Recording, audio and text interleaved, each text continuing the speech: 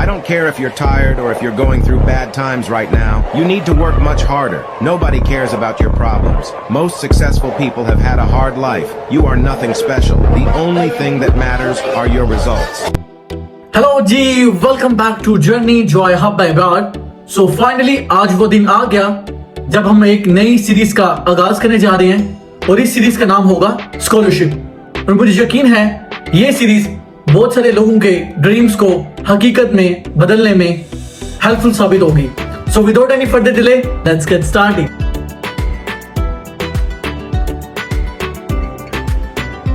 तो जैसा कि आपको पता है कि दुनिया में किसी भी स्कॉलरशिप में अप्लाई करने के लिए सबसे इंपॉर्टेंट फैक्टर, सबसे इंपॉर्टेंट चीज है उस स्कॉलरशिप के लिस्ट ऑफ डॉक्यूमेंट्स को उसकी डेडलाइन के अंदर सबमिट करना। तो मैंने सोचा कि क्यों ना इस फैक्टर को, इस बेस पॉइंट को हम पहले ही प्रिपेयर कर लेते हैं ताकि कल को हम किसी भी स्कॉलरशिप में अप्लाई करना चाहें तो हमें इस चीज के बारे में सोचना ना पड़े। तो मैंने सोचा कि चलो इस वीडियो में मैं आपको उन सारे डॉक्यूमेंट्स की लिस्ट बता देता हूं जो हम आने वाले वक्त में किसी भी स्कॉलरशिप में अप्लाई करने के लिए यूज करेंगे। सो आज की वीडियो में और कुछ नहीं, हम उन सारे डॉक्यूमेंट्स की बात करेंगे जो हमें दुनिया में किसी भी स्कॉलरशिप में अप्लाई करने के लिए रिक्वायर्ड होते हैं। तो मैंने सोचा कि क्यों ना मैं अपना चैनल जो है एक किस्म की वन स्टॉप शॉप बनाऊं जहां पे हम ट्रैवलिंग की बात करें, स्कॉलरशिप की बात करें, क्या क्या चीजें रिक्वायर्ड हैं अब्रॉड आने के लिए और कैसे कोई बंदा इंडिया, पाकिस्तान, बांग्लादेश और किसी भी अदर कंट्री से यूरोप में मूव कर सकता है। तो चलो अपनी आज की वीडियो के टॉपिक पे बात करते हैं कि कोई भी स्कॉलरशिप प्रोग्राम में अगर आपने अप्लाई करना है तो जनरली कौन कौन से डॉक्यूमेंट्स आपके पास हर वक्त अवेलेबल होने चाहिए ताकि आप किसी भी स्कॉलरशिप प्रोग्राम में अप्लाई कर सकें। तो सबसे पहले अगर मैं स्कॉलरशिप प्रोग्राम की बात करूं तो उसमें जो नंबर 1 पोजीशन पे आता है उसका नाम है एप्लीकेशन फॉर्म। हर एक स्कॉलरशिप प्रोग्राम का जो एप्लीकेशन फॉर्म होता है वो डिफरेंट होता है। आपने टेंशन नहीं लेनी, जिस भी स्कॉलरशिप प्रोग्राम की बात करेंगे मैं आपको उसका पोर्टल, उसका एप्लीकेशन फॉर्म खुद से फिल करके दिखाऊंगा, आपको बताऊंगा कि कैसे किस क्वेश्चन का रिप्लाई करना है और कैसे इंफॉर्मेशन फिल करनी है। तो सबसे टॉप प्रायोरिटी पे एप्लीकेशन पोर्टल। तो डॉक्यूमेंट की लिस्ट में जो नंबर 2 पे हमारा डॉक्यूमेंट आता है वो है पासपोर्ट। आप किसी भी कंट्री से बिलोंग करते हैं, चाहे वो इंडिया हो, पाकिस्तान हो, बांग्लादेश हो या कोई और कंट्री हो, तो मैं आपको यही रेकमेंड करूंगा कि आपका पासपोर्ट एटलीस्ट उसकी वैलिडिटी 5 से 10 साल तक होनी चाहिए। Reasons behind this long validity मैं आपको बताता चलूं कि जब भी आपके पासपोर्ट पे किसी भी यूरोपियन कंट्री का वीजा लगता है, चाहे वो वर्क वीजा हो, चाहे वो स्टडी वीजा हो, तो आपके पासपोर्ट की वर्थ जो है वो बढ़ जाती है। वर्थ तो बढ़ती ही बढ़ती है, मगर कल को अगर आप अपनी स्टडी के बाद वर्क परमिट या जॉब सर्च परमिट के लिए उस कंट्री में अप्लाई करने का सोचते हो तो आपका इमिग्रेशन का जो प्रोसेस है वो भी काफी स्पीड अप हो जाता है। स्पीड अप तो होता ही है, मगर साथ साथ पासपोर्ट की एक्सपायरी डेट के लिहाज से आपको मैक्सिमम से मैक्सिमम वर्क परमिट या जॉब सर्च परमिट मिल सकता है। तो कोशिश करेगा कि कल को आप किसी भी स्कॉलरशिप प्रोग्राम में, जॉब सर्च परमिट में या वर्क परमिट में अप्लाई कर रहे हैं तो आपके पासपोर्ट की एक्सपायरी डेट 4 से 10 साल के बीच में होनी चाहिए। तो डॉक्यूमेंट की लिस्ट में जो नंबर 3 पे कैटेगरी आती है वो है डिग्रीज या ट्रांसक्रिप्ट्स। अगर आप इंटरमीडिएट के लिए बाहर आ रहे हैं या बैचलर के लिए आ रहे हैं या पीएचडी के लिए आ रहे हैं या मास्टर के लिए आ रहे हैं, डजंट मैटर, तो आपकी अपने सारे पुराने स्कूल कॉलेजेस की ट्रांसक्रिप्ट्स एंड डिग्रीज आपके पास होनी चाहिए। सो डॉक्यूमेंट की लिस्ट में जो नंबर 4 पे हमारे पास कैटेगरी आती है वो है लेटर ऑफ मोटिवेशन। मगर लेटर ऑफ मोटिवेशन क्या होता है? इसमें आप हायर मैनेजमेंट को या स्कॉलरशिप प्रोग्राम को लेटर सेंड करते हो जिसमें आप बताते हो कि क्या चीज है जिसने आपको मोटिवेट किया इस स्कॉलरशिप प्रोग्राम में अप्लाई करने के लिए, या आप क्यों मोटिवेट हो इस स्कॉलरशिप प्रोग्राम में अप्लाई करने के लिए। मैं अपना लेटर ऑफ मोटिवेशन इस वीडियो के डिस्क्रिप्शन में अटैच कर दूंगा और उम्मीद करता हूं कि आप उस लेटर ऑफ मोटिवेशन को यूज करके आप खुद से अपना लेटर ऑफ मोटिवेशन क्रिएट कर पाएं। नंबर 5 पे हमारे पास जो डॉक्यूमेंट की लिस्ट में आता है वो है लेटर ऑफ रिकमेंडेशन। जैसा कि नाम से इंडिकेट होता है कि लेटर ऑफ रिकमेंडेशन किसी स्कूल, कॉलेज, टीचर या डीन की तरफ से रिकमेंडेशन होती है कि ये बच्चा, ये स्टूडेंट वो हायर एजुकेशन के लिए रिकमेंड करते हैं। तो हर स्कॉलरशिप में ये डॉक्यूमेंट भी बहुत ज़रूरी होता है। तो मैं आपको सजेस्ट करूंगा कि आपके पास at least 3 recommendation letters all the time होने चाहिए ताकि हम आने वाली स्कॉलरशिप में इसे सबमिट कर सकें। नंबर 6 पे जो हमारे पास डॉक्यूमेंट की लिस्ट में कैटेगरी आती है वो है बर्थ सर्टिफिकेट। तो आप किसी भी कंट्री, किसी भी स्टेट में या किसी भी सिटी में पैदा हुए हैं तो आपको मैं रेकमेंड करूंगा कि आप अपना बर्थ सर्टिफिकेट ओरिजिनल जल्दी से जल्दी कलेक्ट कर लें ताकि हम आने वाली वीडियोस में इस बर्थ सर्टिफिकेट को अटैच कर पाएं व्हेन रिक्वायर्ड। डॉक्यूमेंट की लिस्ट में जो नंबर 7 पे हमारे पास डॉक्यूमेंट है वो है करेक्टर सर्टिफिकेट। बहुत ज्यादा स्कॉलरशिप में ये मैंडेटरी कंडीशन होती है, रिक्वायरमेंट होती है कि आपको अपने प्रीवियस जो इंस्टीट्यूशंस है जहां से आपने अपनी एजुकेशन कंप्लीट की है वहां से आपको करेक्टर सर्टिफिकेट लेके जमा कराना। तो आई वुड रिकमेंड यू कि अगर आप कॉलेज के स्टूडेंट हैं या स्कूल के स्टूडेंट हैं या यूनिवर्सिटी के स्टूडेंट हैं, जब भी आप अपनी डिग्री कंप्लीट करें अपना करेक्टर सर्टिफिकेट वहां से लेना मत भूलिएगा। नंबर 8 पे जो हमारे पास डॉक्यूमेंट है वो है क्रिमिनल रिकॉर्ड सर्टिफिकेट।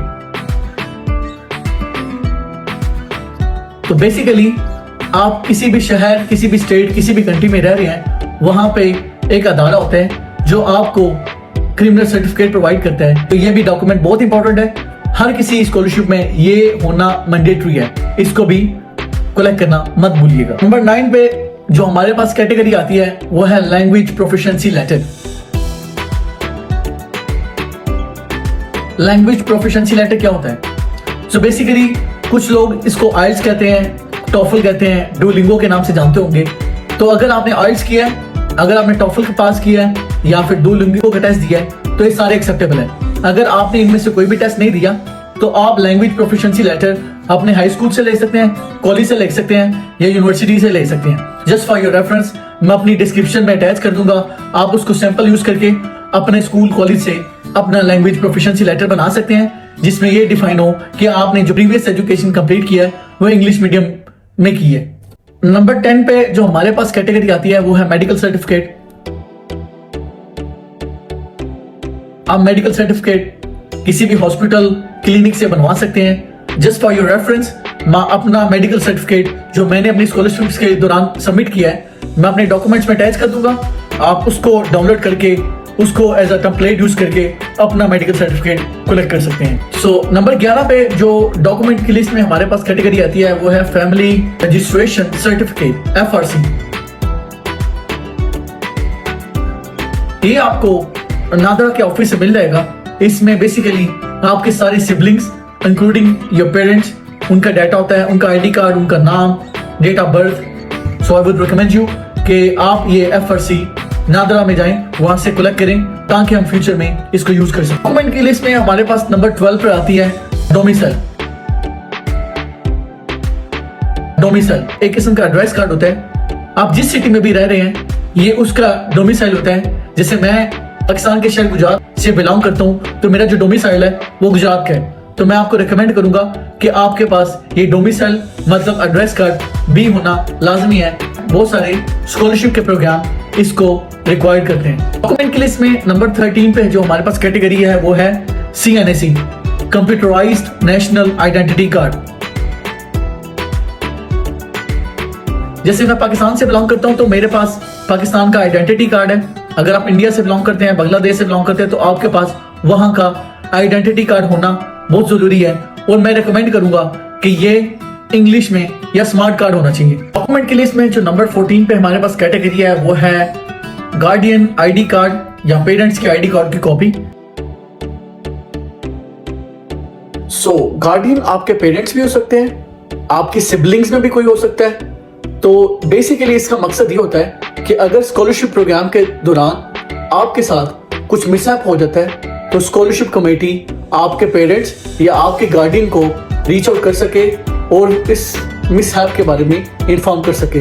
सो बहुत सारी स्कॉलरशिप में ये मैंडेटरी होता है, तो मैं आपको रिकमेंड करूंगा कि आपके पास अपने गार्डियन की आईडी कार्ड की फोटोकॉपी हमेशा होनी चाहिए। की लिस्ट में जो हमारे पास नंबर 15 पे कैटेगरी आती है वो है ट्रांसलेशन ऑफ द डॉक्यूमेंट। ये इतना इंपॉर्टेंट होता है, not all of the scholarship programs इसको रिक्वायर्ड करते हैं, मगर जो रिक्वायर्ड करते हैं वो आपके पासपोर्ट की, आपके डिग्रीज, ट्रांसक्रिप्ट की एंड आपके आईडी कार्ड की ट्रांसलेशन मांगते हैं। तो इतना मुश्किल नहीं होता।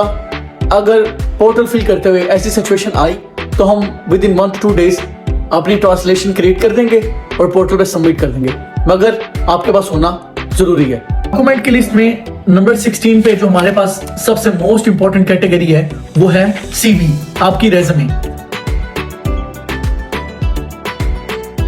आपके पास आपकी रेज़्यूमे अप टू डेट होना बहुत जरूरी है। जस्ट फॉर योर रेफरेंस मैं अपनी रेज़्यूमे डॉक्यूमेंट में अटैच कर दूंगा डिस्क्रिप्शन में, आप वहां से फाइंड करिएगा और उसको टेम्पलेट यूज करके आप खुद से अपनी टेम्पलेट क्रिएट कर सकते हैं। हमारे पास नंबर 17 पे जो कैटेगरी आती है वो है बैंक स्टेटमेंट। बहुत सारी स्कॉलरशिप्स आपसे आपके बैंक स्टेटमेंट रिक्वायर करती हैं। वो आपके सिबलिंग्स की हो सकती हैं, आपके पेरेंट्स की हो सकती हैं। आपने बस ये शो कराना होता है कि आप फाइनेंशियली खुद को सपोर्ट कर सकते हो इन केस अगर चीजें बिगड़ जाती हैं या आपको पैसों की जरूरत पड़ती है, तो आपके पास वो 3 से 12 महीने की बैंक स्टेटमेंट रिक्वायर करते हैं। सो नंबर 18 पे जो हमारे पास डॉक्यूमेंट की लिस्ट में कैटेगरी आती है वो बेसिकली कोई डॉक्यूमेंट तो नहीं है, बट वो डॉक्यूमेंट की तरह ही बहुत ज्यादा इंपॉर्टेंट एंड यूजफुल है। तो मैं आपको रिकमेंड करूंगा कि आपके पास 24/7 फोन नंबर अवेलेबल होना चाहिए। ऐसा नंबर आपसे बिलोंग करे या आपके फैमिली मेंबर या सिबलिंग से बिलोंग करे, ताकि कल को कोई भी स्कॉलरशिप प्रोग्राम की कमेटी आपको रीच आउट करना चाहे तो वो इस फोन नंबर के थ्रू आपको रीच आउट कर सके। तो मेक श्योर करिएगा कि आप किसी भी स्कॉलरशिप प्रोग्राम में जो भी फोन नंबर डालना चाह रहे हैं वो 24/7 अवेलेबल होना चाहिए। डॉक्यूमेंट की लिस्ट में जो नंबर 19 पे कैटेगरी आती है ये भी डॉक्यूमेंट की तरह बहुत ज्यादा इंपॉर्टेंट है, इसलिए मैंने सोचा कि इस वीडियो में मैं इंक्लूड कर दूं ताकि हमें आने वाले वक्त में कोई मसला ना हो। तो आपके पास एक ब्रांड न्यू ईमेल अकाउंट होना चाहिए। अगर ब्रांड न्यू नहीं है तो आपके पास जो पिछला है आप उसको भी यूज कर सकते हैं, मगर कोशिश करिएगा, मकसद यही है कि ये ईमेल अकाउंट आप टाइम टू टाइम चेक करते रहें, आप इस पे एक्टिव हो। और एक और बड़ी बात मैं आपको सजेस्ट करूंगा कि आपके जितने भी डॉक्यूमेंट्स हैं, आपकी डिग्रीज, आपके ट्रांसक्रिप्ट्स, आपके आईडी कार्ड, आपके कैरेक्टर सर्टिफिकेट, आपका क्रिमिनल रिकॉर्ड, आप इसकी स्कैन कॉपी ईमेल अकाउंट में सेव कर सकते हैं, ताकि कल आप कहीं भी होते हैं तो आपके पास ये जो आपकी सारी पूंजी है आपके ईमेल अकाउंट में सेव होनी चाहिए। तो मैं आपको रिकमेंड करूंगा, ये 2 से 5 मिनट्स लेती है। आप अपने सारे डॉक्यूमेंट स्कैन करें खुद से बाय यूजिंग कैम स्कैनर। अगर आपके पास आईफोन है तो लेंस एप्लीकेशन है, और वरना ऐसी बहुत सारी एप्लीकेशंस आपको प्ले स्टोर और ऐप स्टोर से मिल जाएंगी। आप उसको डाउनलोड करें। डाउनलोड करने के बाद अपनी सारी ट्रांसक्रिप्ट, अपनी सारी डिग्रीज उनको स्कैन करें। स्कैन करने के बाद आप अपने ईमेल में स्टोर करें, ताकि कहीं भी किसी भी जगह आप इनको एक्सेस कर सकें और बिफोर योर डेडलाइन आप इनको अपलोड कर सकें। तो चलो, मैंने आज आपको सारे डॉक्यूमेंट्स की लिस्ट बता दी है। कोशिश करो इनको जल्दी से जल्दी कलेक्ट कर लो, ताकि हम कमिंग डेज में जब भी किसी स्कॉलरशिप प्रोग्राम में अप्लाई करें तो एक बारी मेरे साथ बैठ के हम अपना स्कॉलरशिप जो पोर्टल है उसको सबमिट कर पाएं। अगर आपको ये वीडियो अच्छी लगी तो इस वीडियो के नीचे रेडी फॉर स्कॉलरशिप का कमेंट करिएगा, ताकि मैं जल्दी से जल्दी अपनी फर्स्ट स्कॉलरशिप प्रोग्राम की वीडियो लेके आऊं। जब आपके ये सारे डॉक्यूमेंट्स होंगे आप मेरी फर्स्ट स्कॉलरशिप के वीडियो के साथ बैठें, उसको फॉलो करें और एक ही सिटिंग में अपना स्कॉलरशिप पोर्टल सबमिट कर दें। उम्मीद करता हूं आपको ये वीडियो अच्छी लगी होगी। अगर आपको ये वीडियो अच्छी लगी तो do comment, share and subscribe my YouTube channel, ताकि जब भी हम स्कॉलरशिप की अपनी पहली वीडियो लेके आए आपको नोटिफिकेशन आ सके। और जब नोटिफिकेशन आए आप मेरे साथ बैठें, अपना स्कॉलरशिप का फॉर्म फिल करें, उसको सबमिट करें, सारे डॉक्यूमेंट अटैच करें। जितना जल्दी सबमिट करेंगे उतने ज्यादा चांसेस होंगे आपका स्कॉलरशिप में एडमिशन होने का। तब तक अपना ख्याल रखिएगा, मिलते रहेंगे। Stay safe, stay blessed, stay happy and keep waiting for my first scholarship video and take care of your loved ones before it's too late. अपना ख्याल रखिएगा, मिलते हैं। अल्लाह हाफिज, चाओ।